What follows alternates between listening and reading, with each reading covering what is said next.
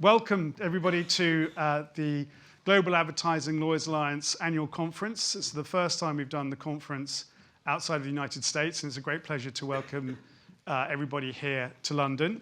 For those of you who don't know, GALA is a best-of-breed network of the world's leading advertising lawyers, and I hope today you'll take advantage of the opportunity to meet the leading experts from around the world, particularly when we have the networking drinks afterwards. Now, I hope that in front of you, you've got one of these little cards. We tried to be a bit greener by not printing up volumes and volumes of paperwork and not creating thumb drives. So on the back, you've got your QR codes, one which has got the full detailed agenda for today. The second one is a link to the GALA blog. The GALA blog, I've got to say, is an absolutely unique resource for information about the latest developments in advertising and marketing law around the world. I hope that many of you are used to reading the Lewis Silkin blog, and the GALA blog takes that but magnifies it to a global scale. And I don't think anybody else is producing that kind of top-drawer content. We've also got a load of books which you can access through the GALA website or through the GALA members. The most recent one is the recently published privacy book. So covering about 80 countries for all the countries of the world where we have members, and giving details about data and privacy laws in the marketing context from around the world. So please do use the blog and the website, because today's event really is the tip of the iceberg of the kind of knowledge and thought leadership that GALA provides. So it's a pleasure to welcome Guy Parker, who many of you will know is the Chief Executive of the Advertising Standards Authority in the United Kingdom. And we thought we'd kick off this afternoon with Guy and I, me trying hard to be polite to Guy, and Guy not needing to worry. He doesn't need to be polite to me, so it's a kind of codependency kind of relationship. So we're going to spend a few minutes talking through just a couple of key issues. And we thought we would start off with HFSS. So as the Brits amongst you will know, the government has been flip-flopping on everything, flip-flopping on economic policy and now flip-flopping on its HFSS policy. The proposed ban on online advertising for HFS foods and the 9 p.m. watershed was due to come in on the 1st of January next year, and that's been delayed for a year. So my first question really, guys, would you like to see that ban amended or dropped? How would you like to see the future for HFSS regulation? Is this on? Yes, it is on. Good. Hello, everyone. Thanks for having me. That's a question that I'm going to give a politician's answer to, because it's not really for the ASA to advocate for or against legislation like that. The fact is, the ban is in law, but that doesn't mean it's going to happen.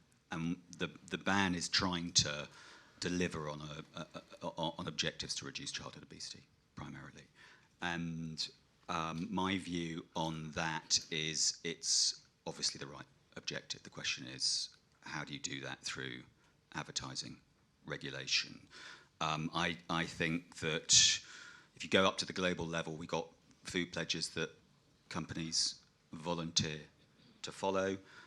The EU Food Pledge, I'm not sure that's still its name, but the EU Food Pledge is a good example of that. We've got advertising regulatory bodies like the ASA in the UK, who have got the opportunity, if they haven't done it already, to put those sorts of commitments into their own codes. And that has an advantage because that delivers a more level playing field. At the moment, there are big global companies that are signed up to food pledges who are concerned because they're meeting stricter requirements through that commitment than companies they're competing with at a national level in various countries around the world. So that's something I think we should be doing. And we should be doing it because it's the right thing to do. So we should be evolving our ad regulation in a proportionate and targeted way to reduce the impact of ads for HFSS foods on children, because that can have an impact, a relatively modest impact, but an impact nonetheless on their food preferences. So we should be doing that, but we've got to be careful about doing that only because we think that it's going to stave off disproportionate, untargeted government intervention, whether in the UK or anywhere else. And the reason why we know that, and the UK is the prime example, is because of what's happened with HFSS regulation in the UK. We've got some of the strictest HFSS rules in the cap codes that the ASA administers in the world, where there aren't complete bans, strictest in the world. And because of that, in significant part because of that, and because of pretty decent compliance with those codes, the government review that was looking into whether or not to bring in these restrictions was on course to decide not to. And then Boris Johnson nearly died of COVID, blamed it on his obesity. The government did a U-turn, and that is now in law. The big question now is it going to happen? I think it's very unlikely that they're actually going to implement this law in this parliament. Yeah. The U-turns do seem to be coming thick and fast. We can agree on that. Thick and fast. Another thing that has been in the news in the last few days has been Kim Kardashian and her fine by the SEC, $1.26 million US, which is probably a relatively small part of what she earns from her Instagram work every year.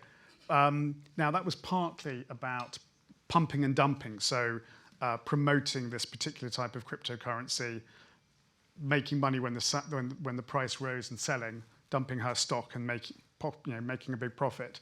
And it was also about non-disclosure. But it is striking that it seems like the ASA, with influencers and with crypto, you're very active, carrying out investigations and enforcing the cap code. But unless you've got the ability to fine, surely in the end, the Kim Kardashians of this world just don't care. So don't you need really to, have you got the right tools in your toolkit to really be able to tackle the most serious kinds of mischief? Yeah, by and large, I think we have. It doesn't have to be us that fines.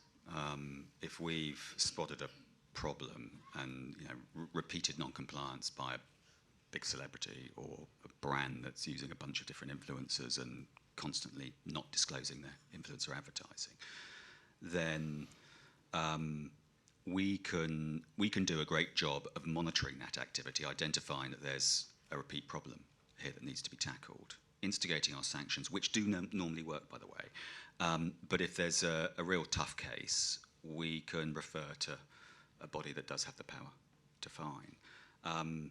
Having the ability to fine, in the UK at least, doesn't always translate into lots of fines, and there's a bunch of kind of complicated reasons that you'll probably know about as to why that is. The Competition and Markets Authority has done quite a lot of work in this area. We work very closely with them. They focused on 16 big influencers. This is work from a few years ago, 2019, I think.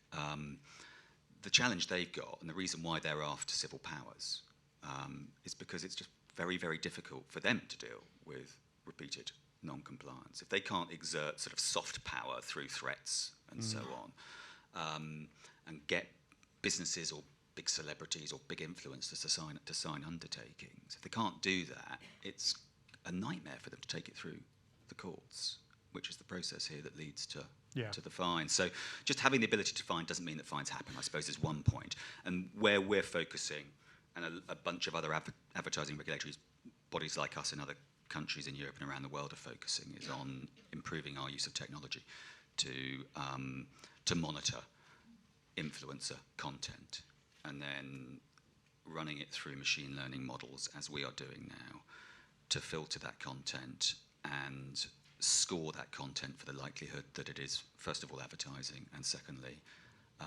undisclosed advertising. And it takes a massive amount of manual labour out of monitoring influencer advertising. And it begins, at least, in fact, it takes a big bite out of the challenge of dealing with the scale of online advertising and the huge number of actors you've got with influencer advertising. Lots of small brands, zillions of influencers. Okay, you've got the Kim Kardashians of the world, but most influencer advertising is happening with influencers with much smaller followings, but very valuable followings to some brands. Yeah. I mean, your point about having the ability to fine and actually fining being different things, I mean, just is a reminder that something else I was looking at recently was the SEC settling with WPP over bribery and corruption issues. And I think WPP settled with the SEC for the thick end of $20 million US. And it was interesting to me that the things that WPP were accused of would have also been offences under the Bribery Act, but our regulators appeared not to do anything. Maybe they thought, well, the SEC are dealing with it, so it will be duplicative. I don't know. But it is a contrast between the US that seems to have these muscular laws that they then enforce. And, I mean, this isn't a criticism of the ASA, but our legal system, we also have some strict laws, but then, you know, where's the enforcement? Yeah. You mentioned technology. So the last thing I wanted to ask you about before we launch into the first panel, your intermediary and platform principles pilot. Yeah. If nothing else, it's a tongue twister. But you launched that in June. Yeah. What have you learned so far, and what are your aims and objectives for that pilot? So we call it IPP because it's a bit of a tongue twister. It's a world first. It's the first regulatory body program of its kind that identifies principles that the participating companies should follow to help promote the ad codes to their advertisers, to help us enforce the codes against advertisers that are repeatedly using their platforms or the open internet to harm users, mislead or offend or harm or mistarget advertising for things like alcohol. So it introduces a more formal layer at the platform level. It's good for the platforms and intermediaries because it demonstrates that they're taking that responsibility seriously. And look at what's happening with the Online Safety Bill and the Online Advertising Programme in the UK and the Digital Services Act in the EU. There's a big focus on platform accountability. So it kind of leans into that in a positive way. We're going to be publishing an interim report in December, we hope, and then a final report at the end of the 12-month pilot, which ends in June. So probably Q3 next year will be the final report, and that'll tell the world what we found out from this, what's being done well, what's been done not so well. Because this is a pilot, those will be anonymised reports. We won't be naming the participating companies. The participating companies are all the big guys and girls: Google, Meta, TikTok, Twitter, Snap, Amazon Ads, and a couple of 2 or 3 intermediaries that don't have a direct relationship with consumers, so no one's really heard of them, but they're bigger. So it's really important because it takes us into that territory of much more formalised regulation via platform gatekeepers, for want of a better term. It's watch this space. Very good.